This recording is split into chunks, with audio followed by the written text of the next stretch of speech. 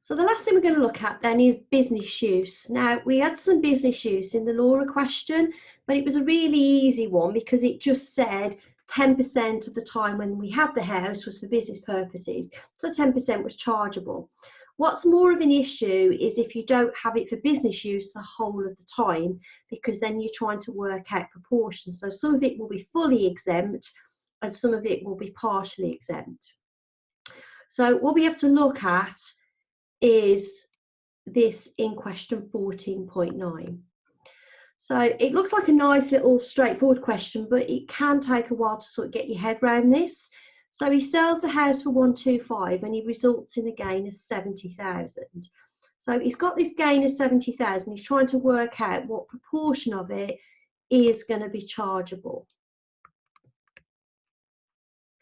Now, it might be easy to do this one slightly differently. So I'm going to show you a different approach to do a quicker answer, but I'm also going to show you how we would apply it using the process that we've used before. It's slightly long-winded for what is basically quite a straightforward question. So he originally bought the house on the 1st of July 05, and he sells the house on the 30th of June 19. Okay, so that's when he sells it. So the ownership period, if we add that up, comes out at 168 months. Now, what it does is it tells us that when he bought the house, he uses it for business purposes from the 1st of July. So until the 1st of July 07, that was actual occupation, and it was fully exempt. So that part, fully exempt, no problem at all. And that's a period there of actual occupation, fully exempt, for 24 months. Now, during the remainder of the period, it says that he uses it for business purposes. So in this period, we've got a chargeable amount of 20%, an exempt amount of 80%. Okay, so he can't claim any deemed occupation because he is still living there, but he's just not using it 100% for his own personal use. Now, if we look up here, it says that even though he's got business use, he can still claim the last 18 months in full. So they don't take that off you. So let's add that here.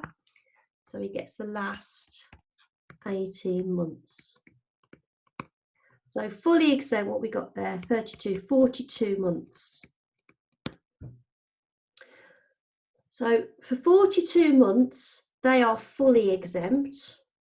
Okay, let's do a bit of an analysis here. So we owned it for 168. 42 are fully exempt. Of the remaining months, which is, what's that going to be, 126, is exempt for 80% and is chargeable for 20%. Okay, now the quickest way of doing this is just to say, well, I've got a gain of 70,000 and the chargeable part is going to be 20% of those 126 months. And that gives me a chargeable gain of 10.5. You can go through the process of doing the main residence and then doing the saying what's left is chargeable. We're not going to get letting relief because he's not renting it out, he's still living there. But that's probably the easiest way of doing it because that's fully exempt and that's exempt for 80% of the time. It's only this little bit here that becomes chargeable. But if you do want to understand how to do it the long-winded way, we can do the PPR relief and we can say 70% of, 70,000, 80% of it is completely exempt all of the time. And then in that period of 42 months, we also got the other bit, didn't we? Because we got 100% for 42 months.